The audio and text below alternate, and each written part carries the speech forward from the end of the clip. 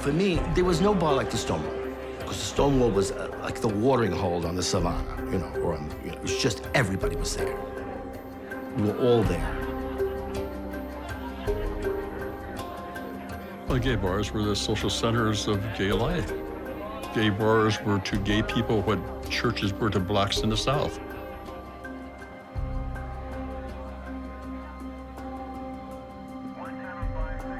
There were no instructions except put them out of business.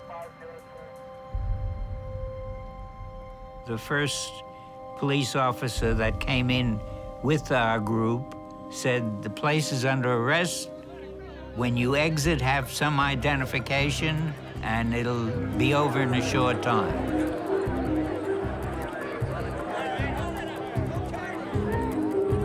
This time they said, "We're not going." That's it. We're not going.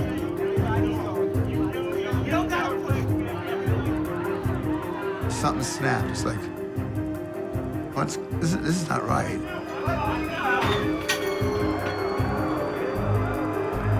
That's what happened Stonewall night to a lot of people. We went, oh my God. I'm not alone. There are other people that feel exactly the same way. Didn't have the manpower. And the manpower for the other side was coming like there was a real war. And then that's what it was a war. This was the Rosa Parks moment, the time that gay people stood up and said no. And once that happened, the whole house of cards that was the system of oppression of gay people started to crumble. In the civil rights movement, we ran from the police. In the peace movement, we ran from the police. That night, the police ran from us, the lowliest of the low. And it was fantastic.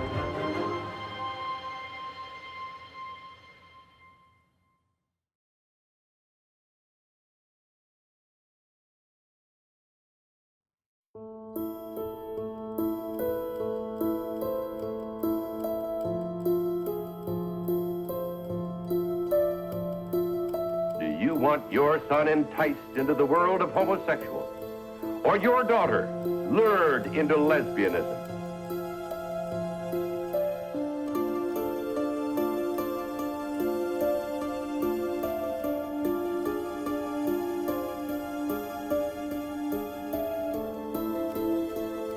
Do you want them to lose all chance of a normal, happy, married life?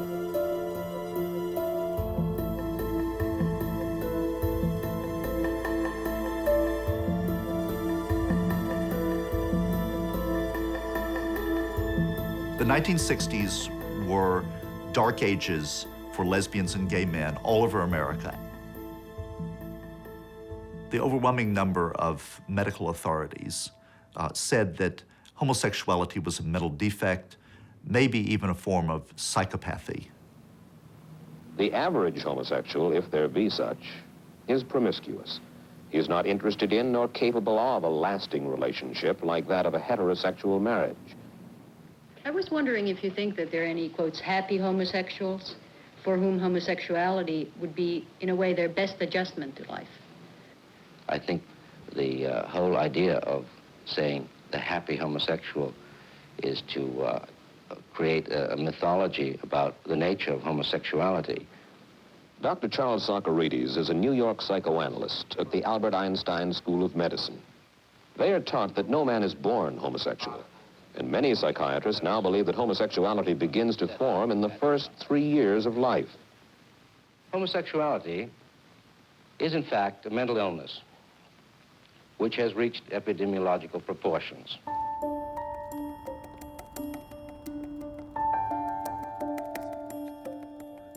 In those days, what they would do, these psychiatrists, is they would try to talk you into being heterosexual.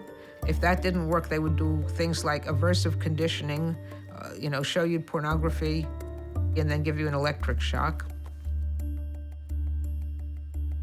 This involved showing the gay man pictures of nude males and shocking him with a strong electric current.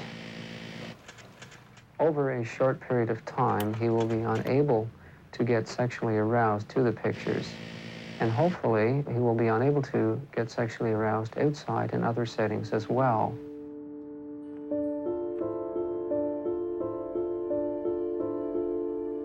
Gay people who were sentenced to medical institutions because they were found to be sexual psychopaths were subjected sometimes to sterilization, occasionally to castration, sometimes to medical procedures such as lobotomies, which were felt by some doctors to cure homosexuality and other sexual diseases. The most infamous of those institutions was Atascadero in California. Atascadero was known in gay circles as the Dachau for queers, and appropriately so. The medical experimentation in Atascadero included administering to gay people a drug that simulated the experience of drowning. In other words, a pharmacological example of waterboarding.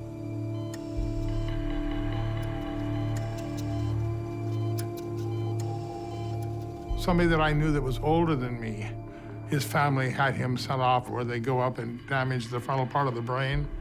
The last time I saw him, he was a walking vegetable because he was homosexual.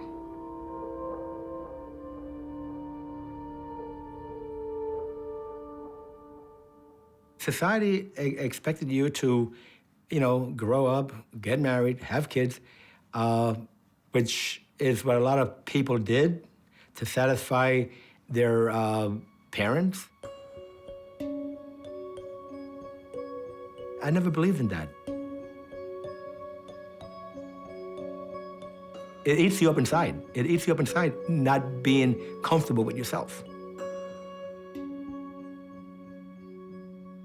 When I was growing up in the 50s, I was supposed to get married to some guy, produce, the usual 2.3 children. And I could look at a guy and say, well, objectively, he's good looking, but I didn't feel anything. Just didn't make any sense to me. What finally made sense to me was the first time I kissed a woman. And I thought, oh, this is what it's about. And I knew that I was a lesbian.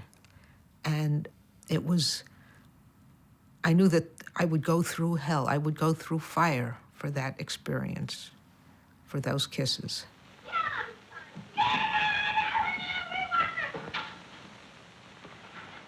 Note how Albert delicately pats his hair and adjusts his collar. His movements are not characteristic of a real boy.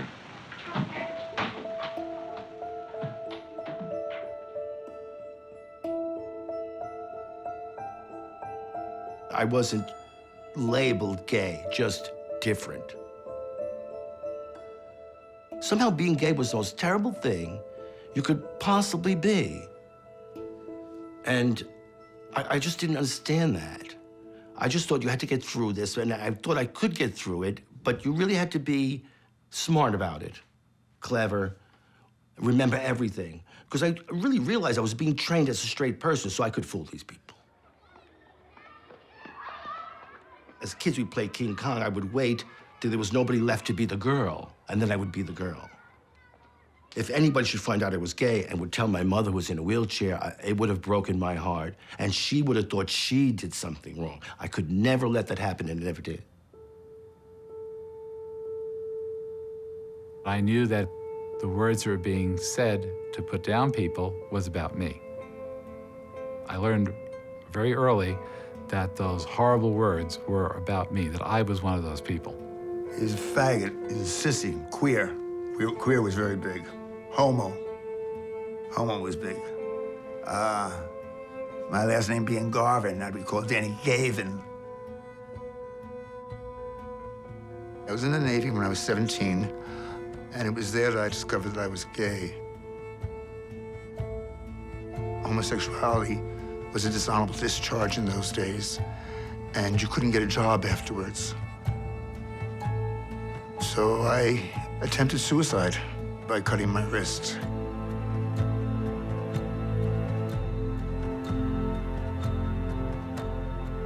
And I met this guy. I broke down crying in his arms, saying, I don't want to be this way. This is not the life I want. I'm losing everything that I have. Kicked out of the church, be damned to hell. Because to be gay represented to me either very super effeminate men or older men who hung out in the upper movie theaters of 42nd Street or in the subway tea rooms who would be masturbating. Sure enough, the following day when Jimmy finished playing ball, well, the man was there waiting.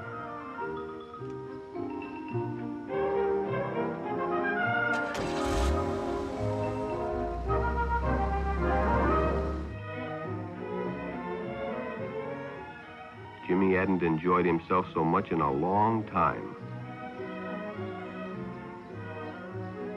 Then during lunch, Ralph showed him some pornographic pictures. Jimmy knew he shouldn't be interested, but, well, he was curious. What Jimmy didn't know was that Ralph was sick, a sickness that was not visible like smallpox, but no less dangerous and contagious, a sickness of the mind. You see, Ralph was a homosexual. One never knows when the homosexual is about. He may appear normal, and it may be too late when you discover he is mentally ill.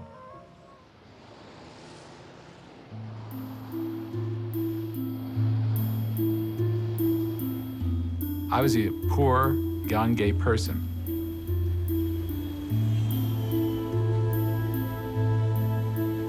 All I knew about was that I heard that there were people down in Times Square who were gay.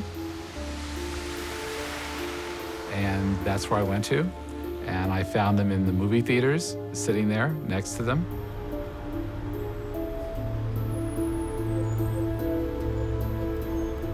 I had cousins 10 years older than me, and they had a car sometimes. And I would get in the back of the car, and then they would say, we're gonna go see faggots.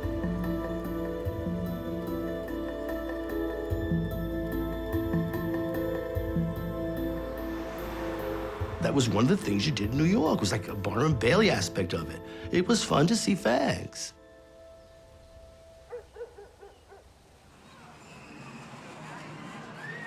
Two out of 3 Americans look upon homosexuals with disgust, discomfort, or fear. The CBS News Public Opinion Survey indicates that sentiment is against permitting homosexual relationships between consenting adults without legal punishment. The severity of the punishment varies from state to state. The homosexual, bitterly aware of his rejection, responds by going underground. They frequent their own clubs and bars and coffee houses where they can escape the disapproving eye of the society that they call straight.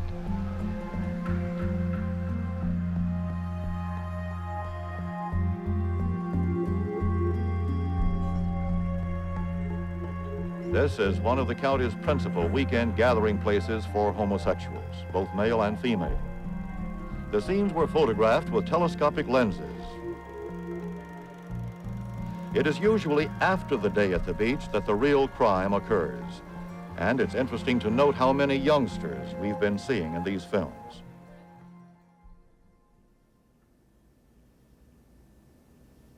There may be some in this auditorium. There may be some here today that will be homosexual in the future. There are a lot of kids here. There may be some girls that'll turn lesbian. We don't know. But it's serious. Don't kid yourselves about it. They can be anywhere. They can be judges, lawyers. We ought to know we've arrested all of them. So if any one of you have let yourself become involved with an adult homosexual or with another boy, and you're doing this on a regular basis, you better stop quick. Because 1 out of 3 of you will turn queer. And if we catch you involved with a homosexual, your parents are going to know about it first.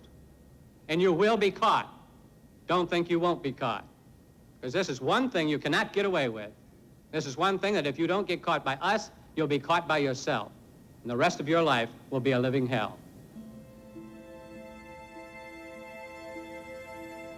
I grew up with that. I grew up in a very Catholic household.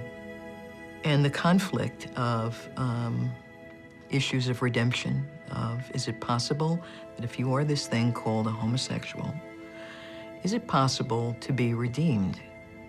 Is that conceivable? And that was a very haunting issue for me. I entered the convent at 26 to pursue that question. And I was convinced that I would either stay until I got an answer, or if I didn't get an answer, just stay.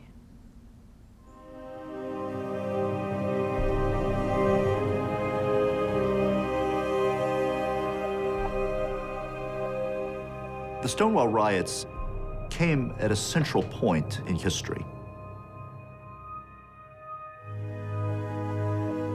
Gay rights, like the rights of blacks, were constantly under attack. And while blacks were protected by constitutional amendments coming out of the Civil War, gays were not protected by law, and certainly not the Constitution. This is a nation of laws. These homosexuals glorify unnatural sex acts. Every arrest and prosecution is a step in the education of the public to the solution of the problem.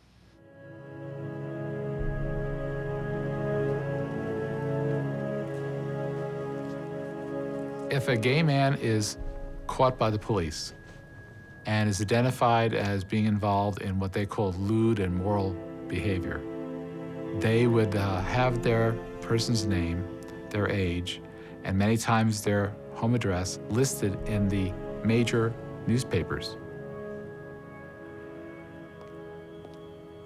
You are alone. We arrested homosexuals who committed their lewd acts in public places. This 19-year-old serviceman left his girlfriend on the beach to go to a men's room in a park nearby where he knew that he could find a homosexual contact. The men's room was under police surveillance. The only faces you will see are those of the arresting officers. Anyone can walk into that men's room, any child can walk in there and see what you guys were doing.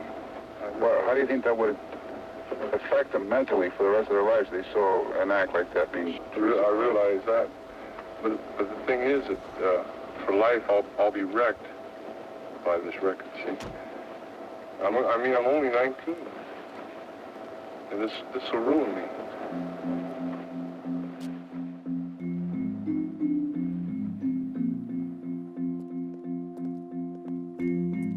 The federal government would fire you, school boards would fire you. So you couldn't have a license to practice law. You couldn't be a licensed doctor. You needed a license even to be a beautician, and that could be either denied or taken away from you.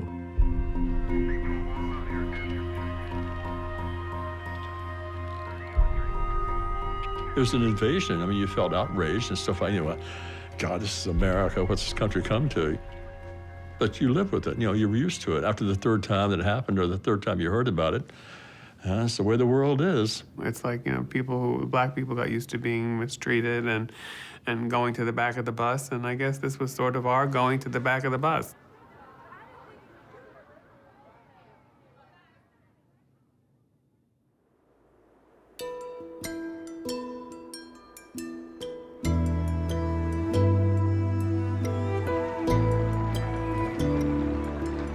Before Stonewall, there was no such thing as coming out or being out. The very idea of being out, it was ludicrous. And people talk about being in and out now. There was no out, there was just in. If you were in a small town somewhere, everybody knew you and everybody knew what you did, and you couldn't have a relationship with a member of your own sex, period. If you came to a place like New York, you at least had the opportunity of connecting with people and finding people who didn't care that you were gay.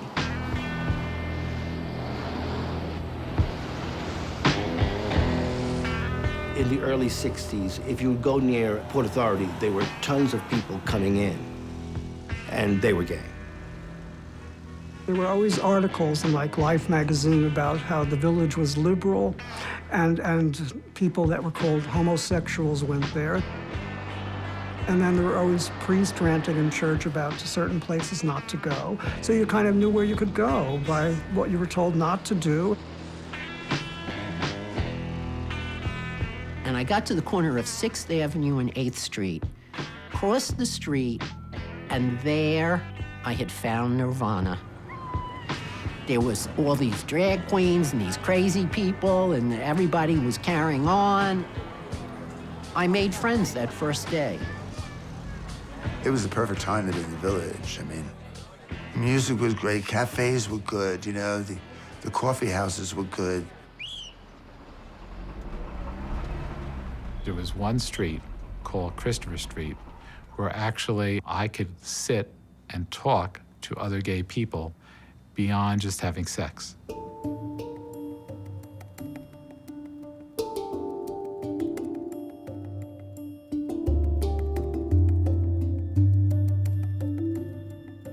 The open gay people that hung out on the streets were basically the have nothing to lose types, which I was. A lot of them had been thrown out of their families.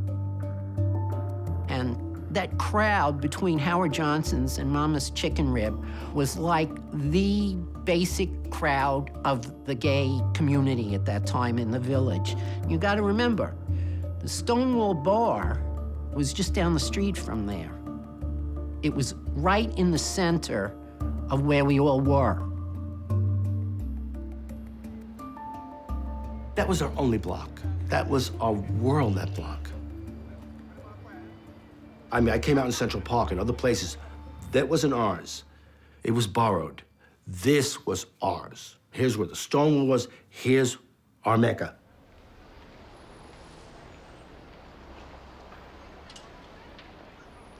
I had a column in the Village Voice that ran from 66 all the way through 84. The idea was to be there first. It was an age of experimentation in the sexual area, in psychology, psychiatry, and almost anything you could name. Things were just changing. All the rules were off in the 60s. It was tremendous freedom. It was free, but not quite free enough for us. You had no place to try to find an identity. And when you got a word, the word was homosexuality, and you looked it up, it said the most dreadful things. It said nothing about being a person. It was as if they were identifying a thing. In the 60s, I met Craig Rodwell, who was running the Oscar Wilde bookshop. He brought in gay positive materials and placed that in a setting that people could come to and feel comfortable in. But as visibility increased, the reactions of people increased. The shop had been threatened. We would get hang-up calls, calls where people would curse at us on the phone. We'd had vandalism, windows broken, streams of profanity.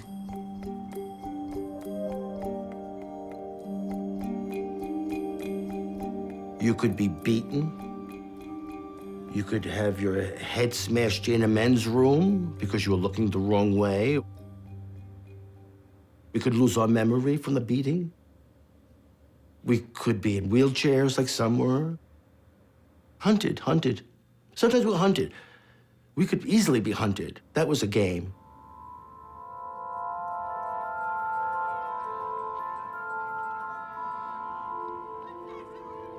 all throughout the 60s in New York City, the period when the New York World's Fair was attracting visitors from all over America and all over the world, the mayor of New York City, the police commissioner, were under pressure to clean up the streets of any kind of quote-unquote weirdness, a word that would be used in the 1960s for gay men and lesbians. They were sexual deviants. I guess they're deviants. They were to us. Ed Koch, who was a Democratic Party leader in the Greenwich Village area, was a specific leader of the local forces seeking to clean up the streets. There were complaints from people who objected to the wrongful behavior of some gays who would have sex on the street. And the village has a lot of people with children, and they were offended. In states like New York, there were a whole basket of crimes that gay people could be charged with. One was the 1845 statute that made it a crime in the state to masquerade.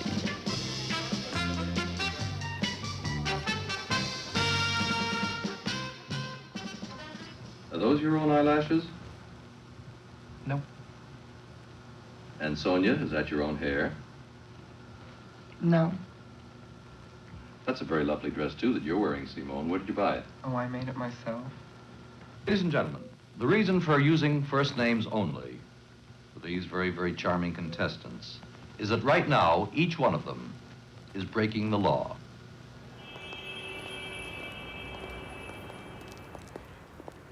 In drag, quote unquote. The downside was that you could get arrested. You could definitely get arrested if someone had, someone clocked you or someone spooked that you were not really, you know, what you appeared to be on the outside. 3 articles of clothing had to be of your gender, or you would be in violation of that law. Mind you, socks didn't count. So it was underwear and undershirt. Now, the next thing was going to ruin the outfit.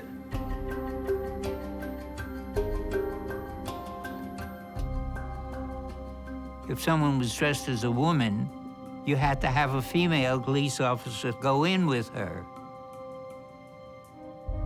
They'd go into the bathroom or any place that was private that they could either feel them or check them visually.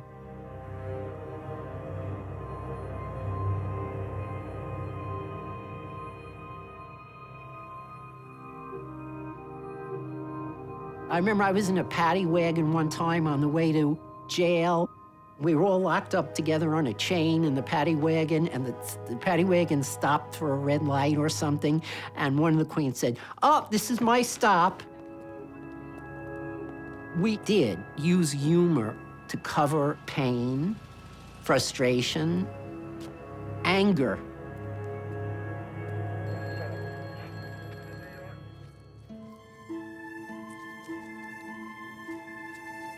Very often, they would put the cops in dresses with makeup, and they usually weren't very convincing. You see these cops, like 6 or 8 cops, in drag. They sent them out on the street, and of course, they did make arrests because, you know, there's all these guys who cruise around looking for drag queens, and so there was this drag queen standing in the corner, so they go and make a sexual offer, and they get busted.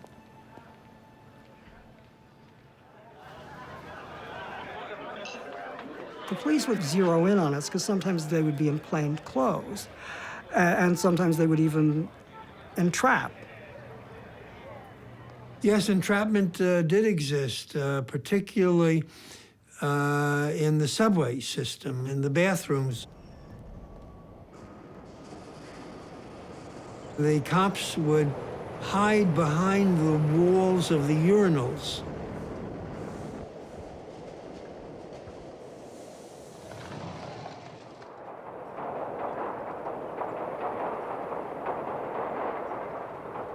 New York City subways, parks, public bathrooms, you name it. Naturally, you get careless, you fall for it, and the next thing you know, you have silver bracelets on both arms.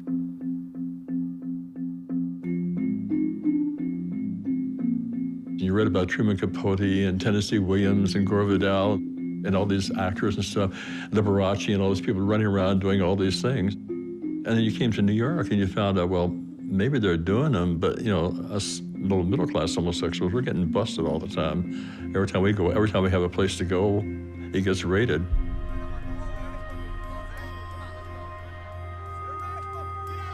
Everybody would just freeze, would clam up. The lights came on, it's like, stop dancing. If that light goes on, you know to stop whatever you're doing and separate. Because that's what they were looking for, any excuse to try to bust the place. It was always hands up. What do you want? Here are my ID cards. You knew they were phonies. And it would take maybe a half hour to clear the place out. At the peak, as many as 500 people per year were arrested for the crime against nature, and between 3,000 and 5,000 people per year arrested for various solicitation or loitering crimes. This is every year in New York City.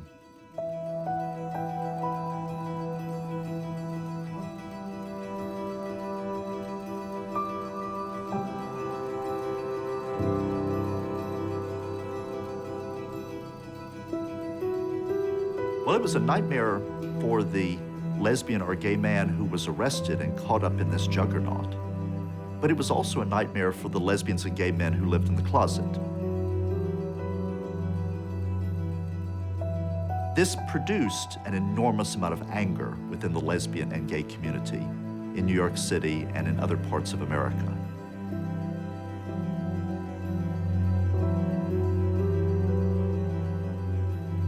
Gay people were not powerful enough politically to prevent the clampdown, and so you had a series of escalating skirmishes in 1969. Eventually, something was bound to blow.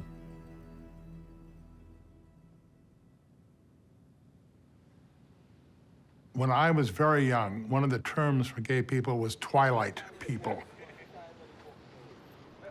meaning that we never came out until twilight, till it got dark. Gay bars were always on side streets, out of the way, in neighborhoods that nobody would go into. The windows were always cloaked.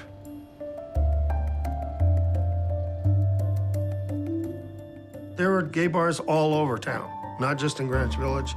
There were gay bars in Midtown, there were gay bars uptown, there were certain kinds of gay bars on the Upper East Side, you know, really, really, really buttoned up, straight gay bars. There was at least one gay bar that was run just as a hustler bar for straight gay married men. New York State Liquor Authority had a rule that one known homosexual in a licensed premise made the place disorderly. So nobody would set up a place where we could meet because they were afraid that the cops would come in and close it. And that's how the mafia got into the gay bar business. The mob raised its hand and said, oh, we'll volunteer. You know, we'll set up some gay bars and serve overpriced watered-down drinks to you guys. And the Stonewall was part of that system. The mafia owned the jukeboxes. They owned the cigarette machines. And most of the liquor was off a truck hijacking. It was 100% profit. I mean, they were stealing the liquor, then watering it down, and then charging twice as much as they charged it one door away at the 55.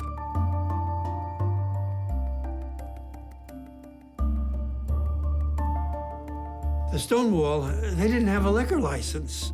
And they were raided by the cops regularly, and there were payoffs to the cops. It was awful.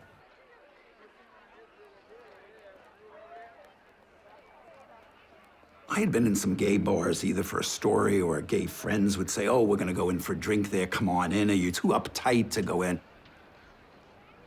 But I had only stuck my head in once at the Stonewall. It was a down at the heels kind of place. It was a lot of street kids and things like that. It was not a place that, in my life, me and my friends paid much attention to. We knew it was a gay bar, we walked past it. It meant nothing to us. It was a bottle club, which meant that I guess you went to the door and you bought a membership or something for $1, and then you went in and then you could buy drinks. We knew that they were serving drinks out of vats and buckets of water, and believed that there had been some disease that had been passed. I never bought a drink at the Stonewall. Never, never, never. Mafia house beer? I mean, does anyone know what that is? The bar itself was a toilet, but it was a refuge. It was a temporary refuge from the street. The Stonewall pulled in everyone from every part of gay life. Everyone from the street kids who were white and black kids from the South, all kinds of designers, boxers, big museum people, medievalists.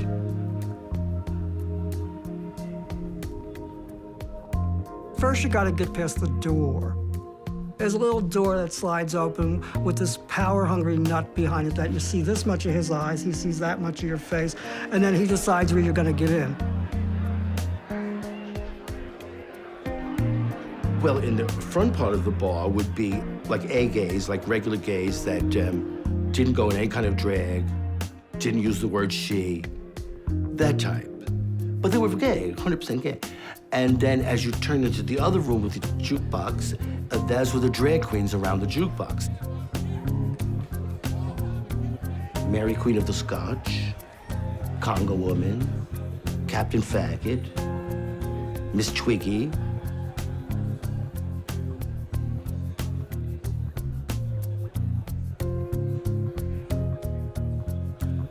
What was so good about the Stonewall was that you could dance slow there, because we could feel a sense of love for each other that we couldn't show out on the street, because you couldn't show any affection out in the street.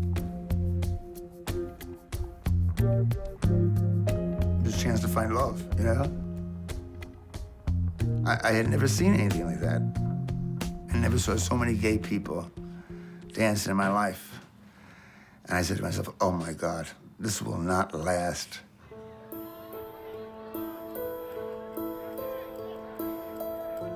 Heterosexuals legally had lots of sexual outlets. They called them hotels, motels, lovers' lanes, drive-in movie theaters, etc. Gay people were told we didn't have any of that, and we had no right to such. Except for the few mob-owned bars that allowed some socializing, it was basically verboten. And so we had to create these spaces, mostly in the trucks. And these were meat trucks that in daytime were used by the meat industry for moving dead produce. And they really reeked. But at nighttime, that's where people went to have sex, you know, and there would be hundreds and hundreds of men having sex together in these trucks. I heard about the trucks, which to me was fascinating. You know, and I had an imagination thinking it was like Marseille. How could it be only a few blocks away? But we went down to the trucks, and there people would have sex in the trucks or around the trucks. And it just seemed like fantastic, because the background was this industrial, becoming an industrial ruin. It was a masculine setting. It was a whole world. I'd go in there, and I would look, and I would just cringe because, you know, people would start touching me. And hello, what are you doing there if you don't want to be touched? But I was just curious. I didn't want to participate because, number one, it was so packed. I mean, I'm talking like sardines. It was definitely dark, it was definitely smelly and raunchy and dirty, and that's the only places that we had to meet each other, was in the very dirty, despicable places. And there we weren't allowed to be alone. The police would raid us still. So you're outside, and you see like two people walking toward these trucks. And you think, oh, I think I'll go in there. You go in there, and there's like a lot of people in there. It's all dark. Then the cops come up and make what used to be called the bubblegum machine. That was, back then, a cop car only had one light on the top that spun around. The term like authority figures wasn't used back then. That was just Lily Law, Patty Pig, Betty Badge.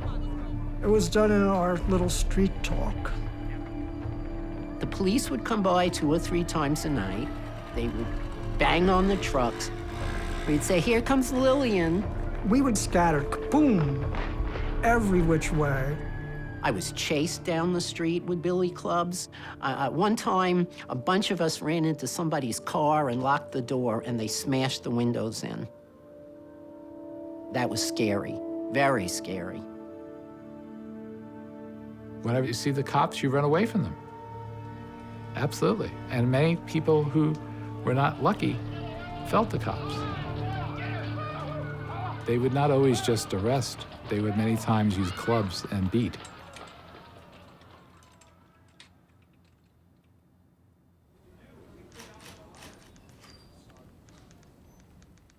Before Stonewall, the homophile movement was essentially the Mattachine Society and Daughters of Bilitis and all of these other little gay organizations, some of which were just two people and a mimeograph machine. The Mattachine Society was the first gay rights organization, and they literally met in a space with the blinds drawn. They were afraid that the FBI was following them. Mattachino in Italy were court jesters, the only people in the whole kingdom who could speak truth to the king because they did it with a smile. As president of the Mattachine Society in New York, I tried to negotiate with the police and with the mayor. Finally, Mayor Lindsay listened to us, and he announced that there would be no more police entrapment in New York City. We are homosexual human beings and homosexual American citizens. We participated in demonstrations in Philadelphia at Independence Hall.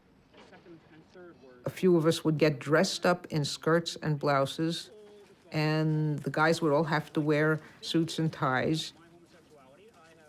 And I did not like parading around while all of these vacationers were standing there eating ice cream and looking at us like we were critters in a zoo. We are seeking our human dignity, our equality, and our acceptance as the homosexuals. We wore suits and ties because we wanted people in the public who were wearing suits and ties to identify with us. We didn't want to come on wearing, fuzzy sweaters and lipstick, and being freaks. We wanted to be part of the mainstream society. Richard Inman, president of the Mattachine Society of Florida, whose goal is to legalize homosexuality between consenting adults, was a reluctant participant in tonight's program.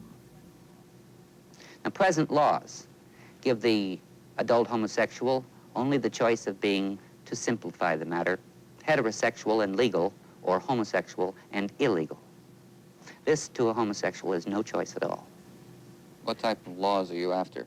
Well, let me say, first of all, what type of laws we are not after, because there has been much to do that the society was in favor of the legalization of marriage between homosexuals and the adoption of children and such as that, and that is not at all factual at all. Homosexuals do not want that. You might find some fringe character someplace who says that that's what he wants. Are you a homosexual? Yeah, well, that's yes and no. I was a homosexual, first engaged in such acts when I was 14 years old. I was never seduced by an older person or anything like that. But I gave it up about, I forget, some years ago, over 4 years ago. It's not my cup of tea.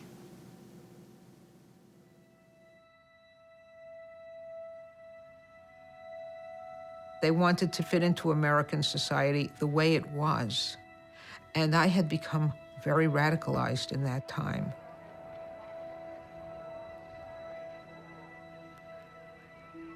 There was the hippie movement, there was the Summer of Love, Martin Luther King, and all of these affected me terribly. All of the rules that I had grown up with and that I had hated in my guts, other people were fighting against and saying, no, it doesn't have to be this way.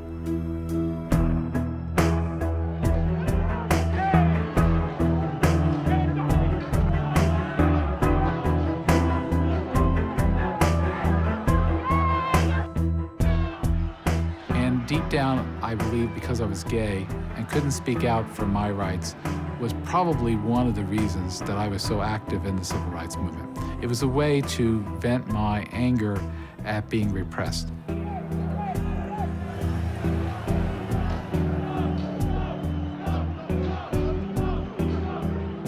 What we felt in isolation was a growing sense of outrage and fury, particularly because we looked around and saw so many avenues of rebellion.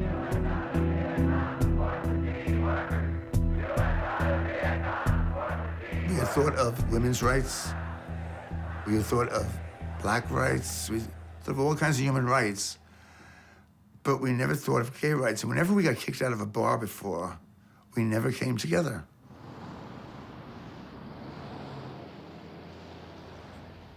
The election was in November of 1969, and this was the summer of 1969. This was June. Mayor John Lindsay, like most mayors, wanted to get reelected. And the police escalated their crackdown on bars because of the reelection campaign.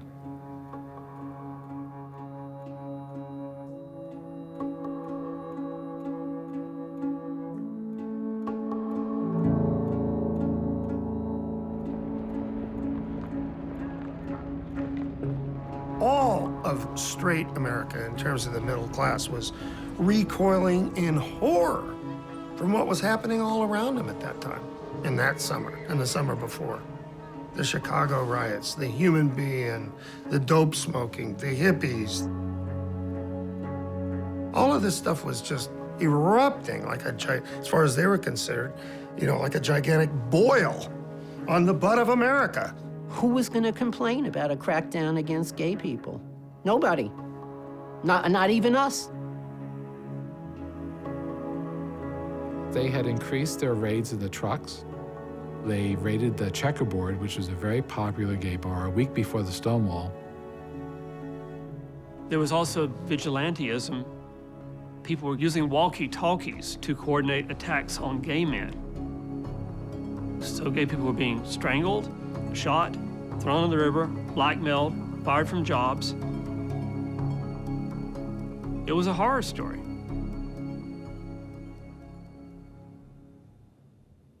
I had just turned 18 on June 27th, 1969. I was celebrating my birthday at the Stonewall. Beginning of our night out started early.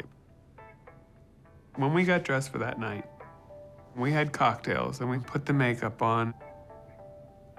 I was wearing my mother's black and white cocktail dress that was empire waisted. I didn't think I could have been any prettier than that night.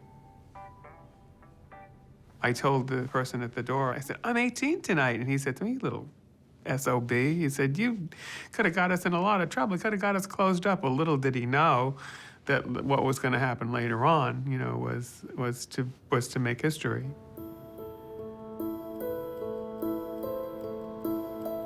I remember it being a clear evening with a big black sky and the biggest white moon I ever saw.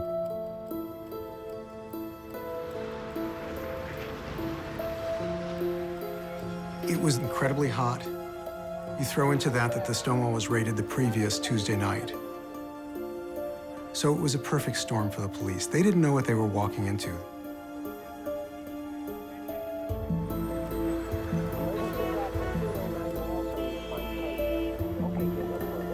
Most raids by the New York City police, because they were paid off by the mob, took place on a weeknight. They took place early in the evening. The place would not be crowded. This was a highly unusual raid. Going in there in the middle of the night with a full crowd, the mafia hasn't been alerted, the 6th precinct hasn't been alerted.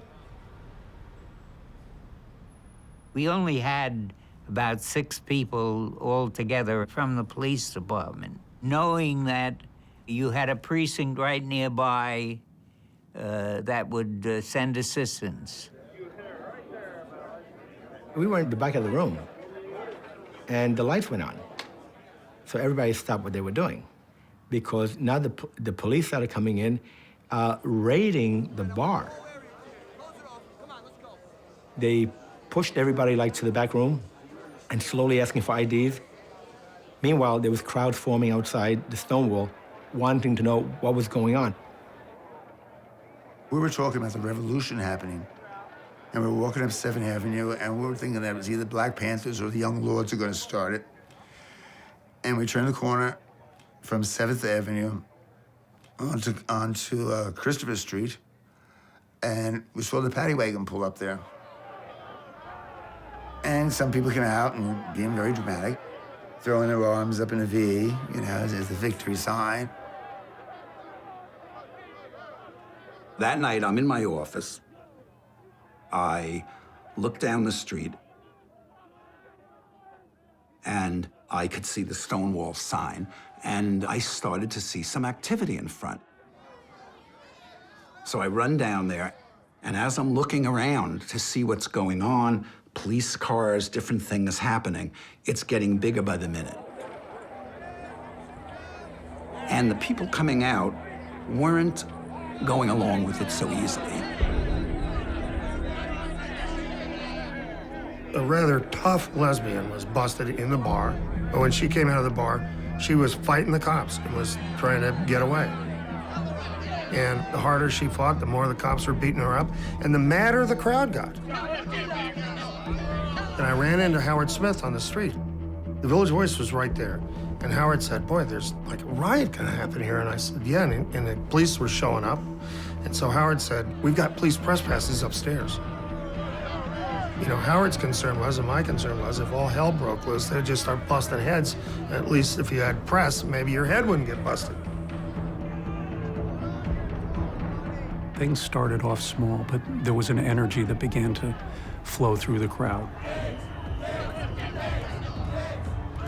People were screaming, pig, copper. People started throwing pennies. And then everybody started to throw pennies. Like, you know, like they were, this is what they were, nothing but copper. You know, coppers, that's what they were worth. So it was mostly goofing, really, basically goofing on them, getting them in the car and rocking them back and forth, calling them names, telling them how good looking they were, grabbing their butts, doing things like that, you know, just making their lives miserable for once. At a certain point, it felt pretty dangerous to me. But I noticed that the cop that seemed in charge, he said, you know what? We have to go inside for safety. Your choice. You can come in with us, or you could stay out here with the crowd and report your stuff from out here. I said, I can go in with you? He said, okay, let's go. He pulls all his men inside. It's the first time I'm fully inside the Stonewall. So then I got pushed back into the Stonewall by these plainclothes cops, and they would not let me out.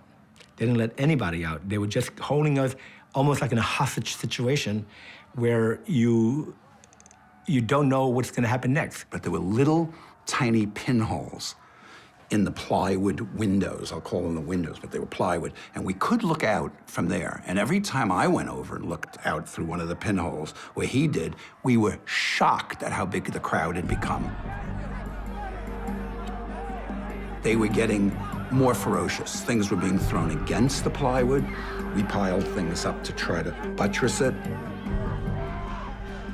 Someone at this point had apparently gone down to the cigar stand on the corner and got lighter fluid.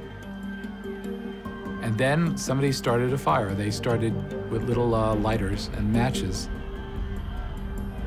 Incendiary devices were being thrown in. I don't think they were Molotov cocktails, but it was just fire being thrown in when the doors got open. Well, we did use the small hoses on the fire extinguishers.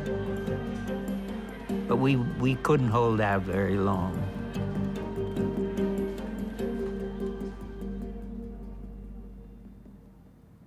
I was very anti-police, had many years already of activism against the forces of law and order. This was the first time I could actually sense, not only see them fearful, I could sense them fearful. There was joy because the cops weren't winning. The cops were barricaded inside. We were winning.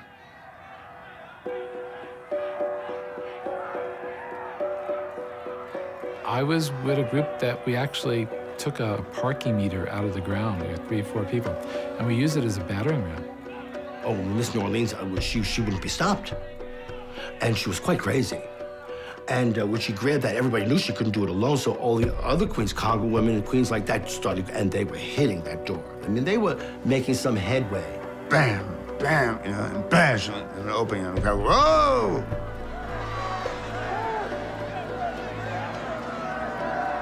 We had maybe 6 people, and by this time there were several thousand outside.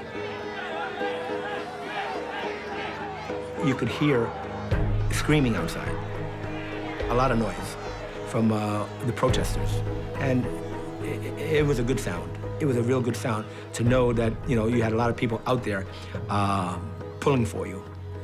I did try to get out of the bar, and I thought that there might be a way out through one of the bathrooms. Somebody grabbed me by the leg and told me I wasn't going anywhere. The moment you stepped out that door, there would be hundreds facing you. It was terrifying. It was as bad as any situation that I had met in during the Army. Had just as much to worry about. You know, our goal was to hurt those police. I wanted to kill those cops for the anger I had in me. And the cops got that. And they were lucky that door was closed. They were very lucky, because I was from the streets. And I keep listening and listening and listening, hoping I'm gonna hear sirens any minute. And I was very freaked, because if they weren't there fast, I was worried that there was something going on that I didn't know about, and they weren't gonna come. Our radio was cut off every time we got on the police radio. That never happened before. So at that point, the police are extremely nervous, and a couple of them had pulled out their guns. I actually thought, as all of them did, that we were going to be killed. And if enough people broke through, they would be killed and I would be killed. They'd think I'm a cop, even though I had a big Jufro haircut and a big handlebar mustache at the time. But I'm wearing this police thing. I'm thinking, well, if they break through, I better take it off really quickly. But they're going to come this way, and we're going to be backing up. And who knows what'll happen. We told this to our men, don't fire. Don't fire until I fire. And he went to each man and said it by name, like, Joe, if you fire your gun without me saying your name and the words fire, you will be walking a beat on Staten Island all alone on a lonely beach for the rest of your police career. Do you understand me? Well, I had to act that I wasn't nervous, that this is normal stuff. But everybody knew it wasn't normal stuff. And everyone was on edge, and that was the worst part of it, because you knew they were on edge. And you knew that the first shot that was fired meant all the shots would be fired.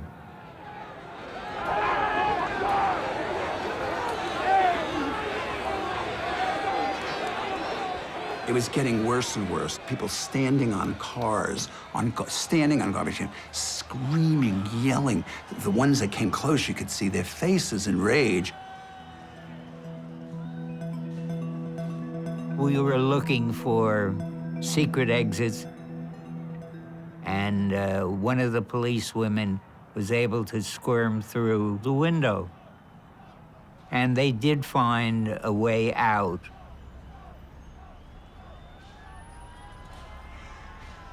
All of a sudden, in the background, I heard some police cars, and we all relaxed. We heard one, then more and more.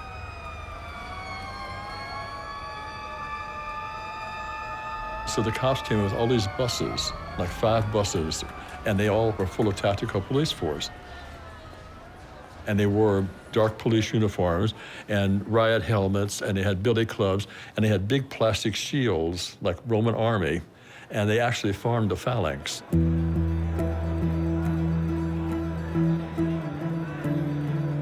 And just marched down Christopher Street and kind of pushed us in front of them. So finally, when they started taking me out, arm in arm, up to the paddy wagon, I jumped up and I put 1 foot on one side, 1 foot on the other, and I sprung back, knocking the 2 arresting officers, knocking to the ground. And a whole bunch of people who were in the paddy wagon ran out.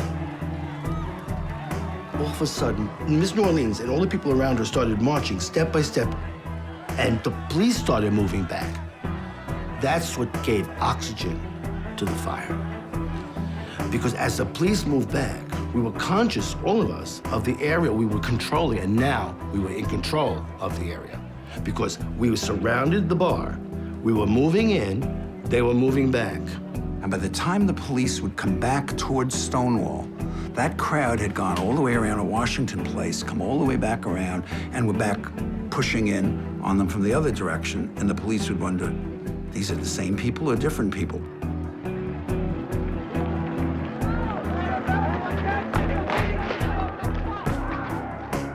With Waverly Street coming in there, West 4th coming in there, 7th Avenue coming in there, Bristol Street coming in there, there was no way to contain us. And the blocks were small enough that we could run around the block and come in behind them before they got to the next corner. And this went on for hours. We were like a hydra. You cut one head off, for the first time, the next person stood up.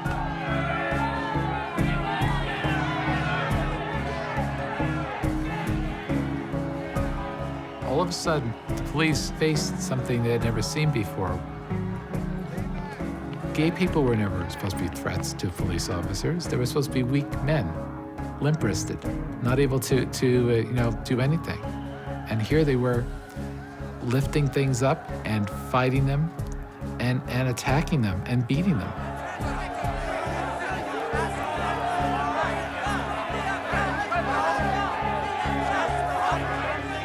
I remember moving into the open space and grabbing onto 2 of my friends, and we started singing and doing a kick line.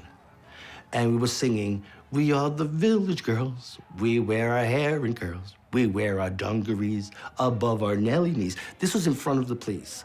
I mean, the riot squad was used to riots. They were not used to a bunch of drag queens doing a Rockettes kick line and sort of like giving them all the finger in a way.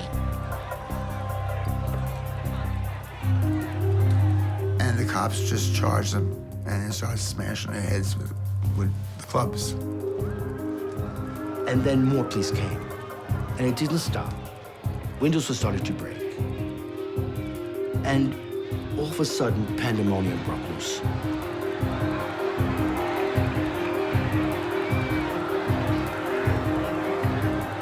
What they did in the Stonewall that night, I went in there and they took bats and just busted that place up. The mirrors, all the bottles of liquor, the jukebox, the cigarette machines.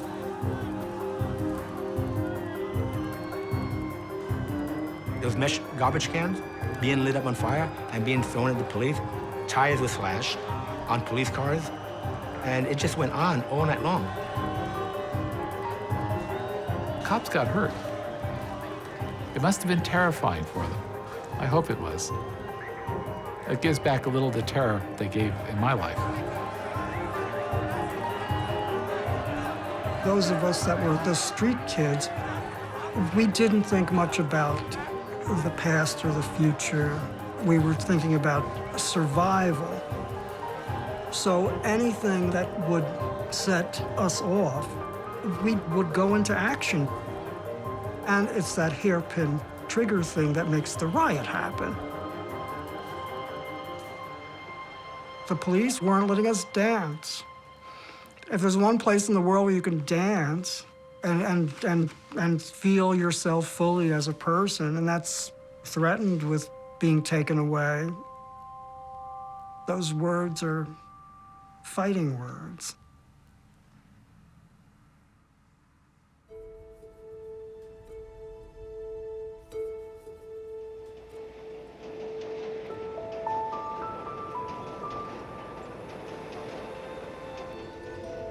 The day after the first riot, when it was all over, and I remember sitting, the sun was soon to come, and I was sitting on the stoop, and I was exhausted, and I looked at that street. It was dark enough to allow the street lamps to pick up the glitter of all the broken glass, and all the debris, and all the different colored cloth that was in different places, as if an artist had arranged it. It was beautiful. It was like mica. It was like the streets we fought on was strewn with diamonds. It was like a reward. I really thought that, you know, we did it, but we're going to pay dearly for this.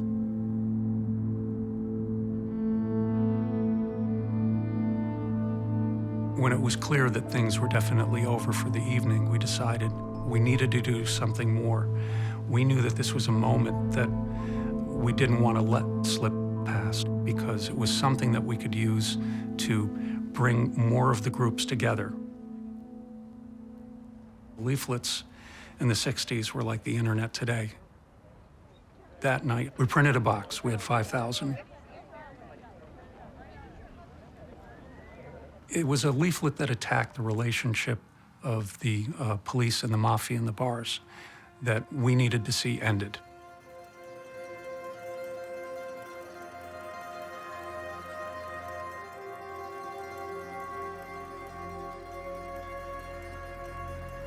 I was afraid it was over. And there was like this tension in the air, and it just like built and built. Saturday night, there it was. The Stonewall had reopened. The mob was saying, you know, screw you, cops. You think you can come in and bust us up? We'll put new liquor in there. We'll put a new mirror up. We'll get a new jukebox. And gay people were standing around outside, and the mood on the street was they think that they could disperse us last night and keep us from doing what we want to do, being on the street saying, I'm gay and I'm proud. Just let's see if they can.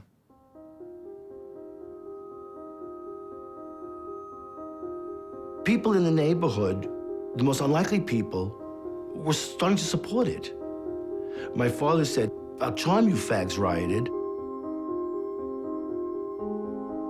Gay people who had good jobs, who had everything in life to lose, were starting to join in. Even non-gay people. There were Black Panthers and there were anti-war people.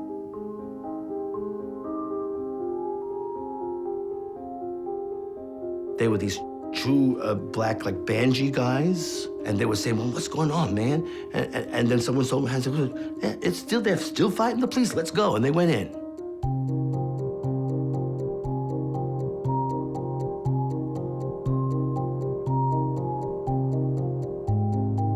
The tactical patrol force on the second night came in even larger numbers and were much more brutal. There were occasions when you did see people get nightsticked or disappear into a group of police, and you know, everybody knew that was not going to have a good end.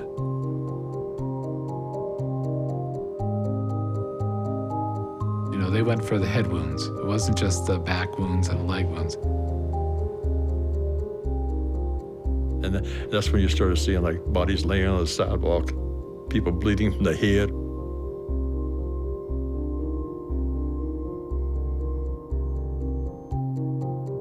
They started busting cans of tear gas. And there was tear gas on Saturday night right in front of the Stonewall.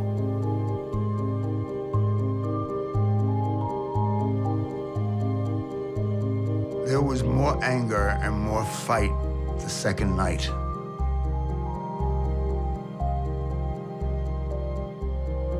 There was no going back now. There was no going back. There was no, we had discovered a power that we weren't even aware that we had.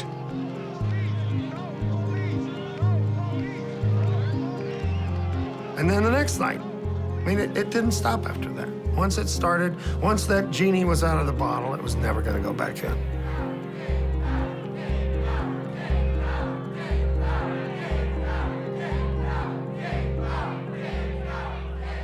It really should have been called Stonewall Uprising. They really were objecting to how they were being treated. That's more an uprising than a riot.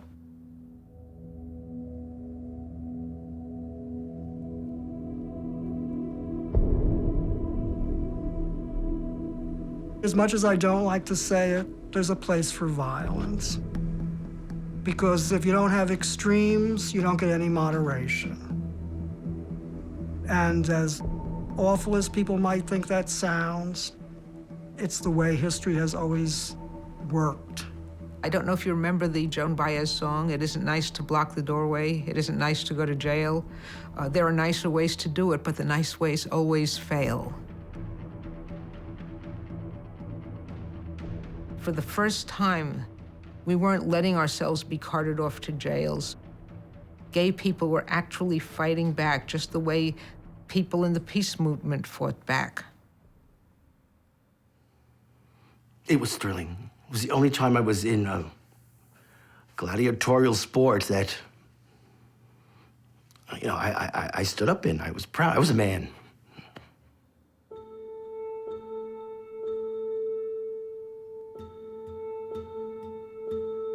The New York Times, I guess, printed a story, but it wasn't a major story. I mean, you got a major incident going on down there, and I didn't see any TV cameras at all. There'd been a riot of that proportion in Harlem, my God. You know, there'd have been cameras everywhere. Well, I famously used the word fag. In the lead sentence, I said, "the forces of faggotry." And the first gay power demonstration, to my knowledge, was against my story in the Village Voice on Wednesday. They put some people on the street right in front of the Village Voice protesting the use of the word fag in my story. And, you know, and the Village Voice at that point started using the word gay.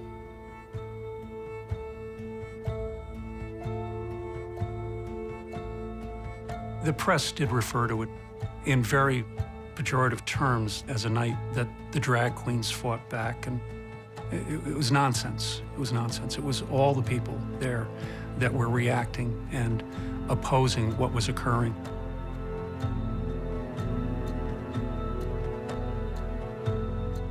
We became a people. We didn't necessarily know where we were going yet, you know, what organizations were going to be or how things would go, but we became something I, as a person, could all of a sudden grab onto that I couldn't grab onto when I would go to a subway tea room as a kid or a 42nd Street movie theater, you know, or being picked up by some dirty old man. You know, all of a sudden I had brothers and sisters, you know, which I didn't have before.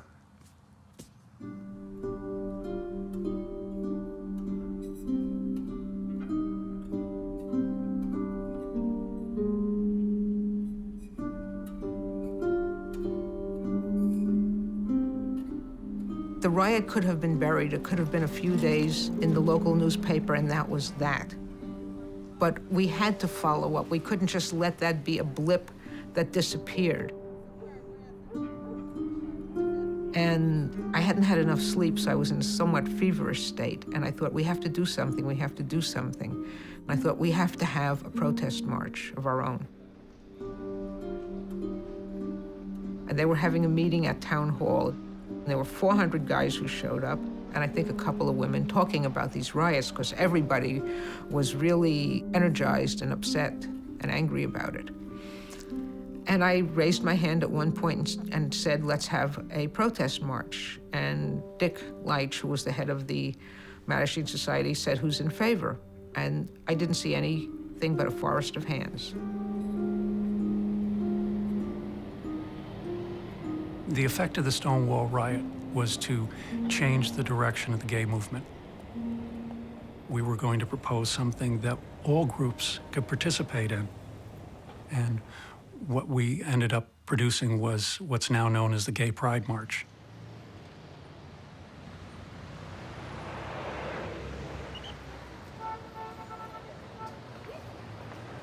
In those days, the idea of walking in daylight with a sign saying, I'm a faggot, was horrendous. Nobody was ready to do that.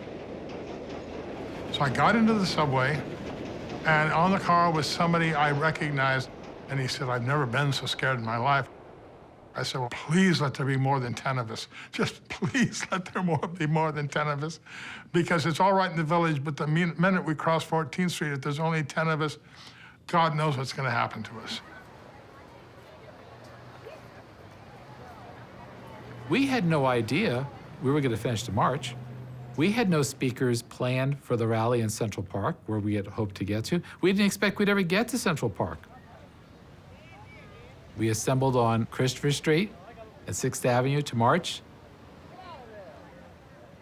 And we were about 100, 120 people. And there were people lining the sidewalks ahead of us to watch us go by, gay people, mainly.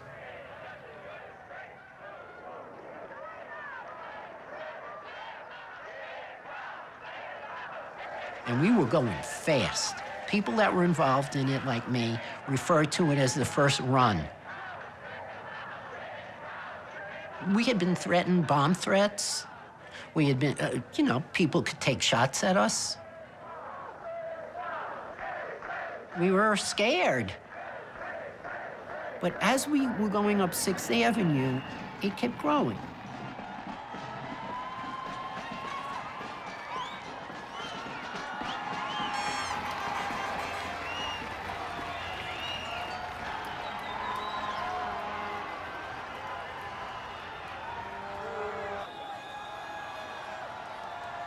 And I looked back, and there were about 2,000 people behind us, and that's when I knew it had happened. I say I cannot tell this without tearing up.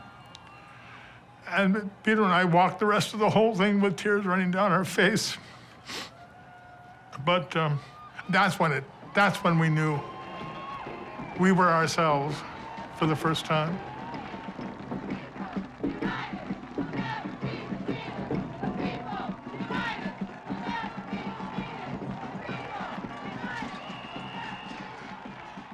America thought we were these homosexual monsters, and we were so innocent, and oddly enough, we were so American.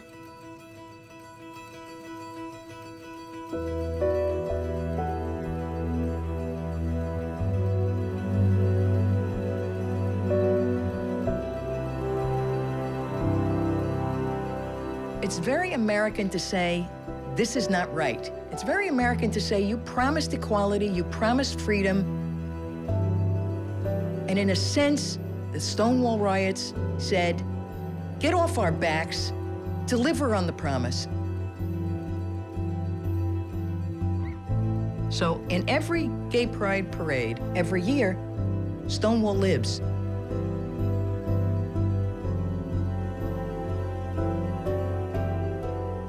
It was another great step forward in the story of human rights. That's what it was.